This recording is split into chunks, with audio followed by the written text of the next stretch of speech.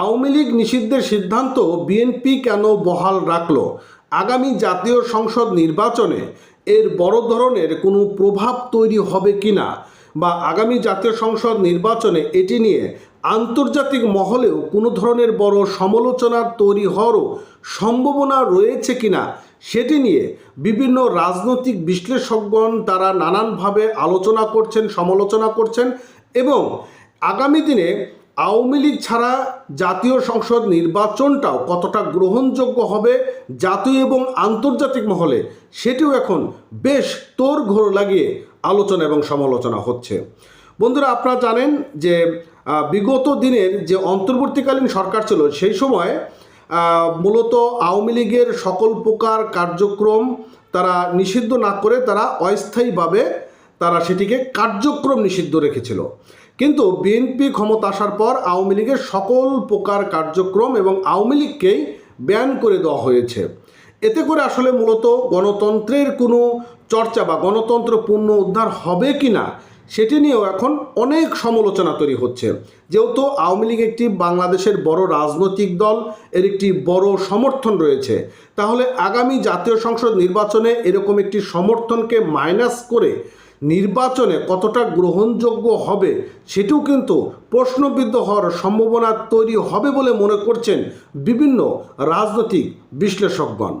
বন্ধুরা, বাংলাদেশে অন্তর্বর্তীকালীন সরকারের সময় কোনো ব্যক্তি বা সত্তাকে নিষিদ্ধ ও তাদের যাবতীয় কার্যক্রম নিষিদ্ধের সুযোগ রেখে যে অধ্যাদেশ জারি করেছিল, সেটিকে এখন বিএনপি সরকারের সময় সন্ত্রাস বিরোধী বিল অর্থাৎ 2026 হিসাবে জাতীয় সংসদে বিল পাস করা হয়েছে। এবং 2025 সালে 11 মে তারিখে সংসদ বিরোধী আইন 2009 এর সংশোধন ওই অধ্যাদেশ জারি করে পরদিন এর ভিত্তিতে আওয়ামী লীগ ও তার অঙ্গ সহযোগী সংগঠনের সকল কার্যক্রম নিষিদ্ধ করে প্রজ্ঞাপন জারি করেছিল অধ্যাপক ডক্টর মোহাম্মদ ইউনূস সরকার। এখন বিএনপির চেয়ারপারসন তারেক রহমানের নেতৃত্বাধীন সরকারের অধ্যাদেশটি বিল আকারে সংসদে পাশ করলো। এখন পাশ হওয়ার পর বিলটি রাষ্ট্রপতির স্বাক্ষর করার পর গেজেট আকারে এটি আইনে পরিণত হবে। ফলে বিএনপির দীর্ঘকালীন যে রাজনৈতিক প্রতিদ্বন্দ্বী আওয়ামী লীগের রাজনৈতিক কার্যক্রমে নিষেধাজ্ঞা থেকে গেল, এবং বিলটি সংসদে পাশের পর আওয়ামী লীগ সমর্থকরা সামাজিক যোগাযোগের মাধ্যমে এর সমালোচনা করে দায় বিএনপিকে নিতে হবে বলে তারা মন্তব্য করছেন।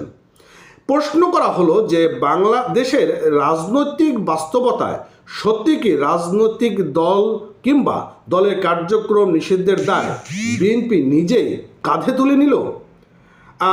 প্রধানমন্ত্রীর রাজনৈতিক উপদেষ্টা রুহুল কবির রিজভী তিনি বলেছেন যে বিএনপি বিলটি পাশ করে জনমতের প্রতি শ্রদ্ধা দেখিয়ে এবং তার মতে আওয়ামী লীগ যদি স্বাভাবিক রাজনৈতিক কর্মকাণ্ডের সুযোগ দেওয়া হয়, তাহলে তো দুনিয়ার সব স্বৈর শাসককেই সম্মান করতে হবে। এবং সিনিয়র আইনজীবী শাহিদিন মালিক অবশ্য বলেছেন যে বিএনপি এমন পদক্ষেপ ভবিষ্যতেও একই কায়দায় দল বা দলীয় কার্যক্রমের নিষিদ্ধের ক্ষেত্রে প্রস্তুত করলো। তিনি বলছেন যে আগামী দিনে যদি আওয়ামী লীগ ফিরে আসে বা যদি অন্য কোনো রাজনৈতিক দল আসে, সেই ক্ষেত্রে হয়তোবা বিএনপির অনেক কার্যক্রম হতে পারে নেগেটিভ বা পজিটিভ, যেটাই হোক, ভুল ভ্রান্তি তো থাকবে। সরকার যখন ক্ষমতায় থাকবে তখন কোনো একটা ইস্যুর মধ্য দিয়েও হয়তোবা বিএনপি তারাও এই ফাঁদে পা পড়ে যেতে পারে, অথবা জামাতে ইসলামও তারা এই ফাঁদে পা পড়ে যেতে পারে, অথবা জামাতে ইসলামও বিএনপিকে এই ফাঁদে ফেলতে পারে। এই বিষয়টি নিয়ে তারা এমন কথাটি বলেছেন অধ্যাপক মাহবুব উল্লাহ তিনি বলেছেন। তো যাই হোক ছিল বন্ধুরা, সর্বশেষ আপডেট। এখন আপনার মতামতটা কি আপনি জানিয়ে দিতে পারেন। আর ভালো থাকেন, আর অবশ্যই ভিডিওটি শেয়ার করতে ভুলবেন না। Thank you.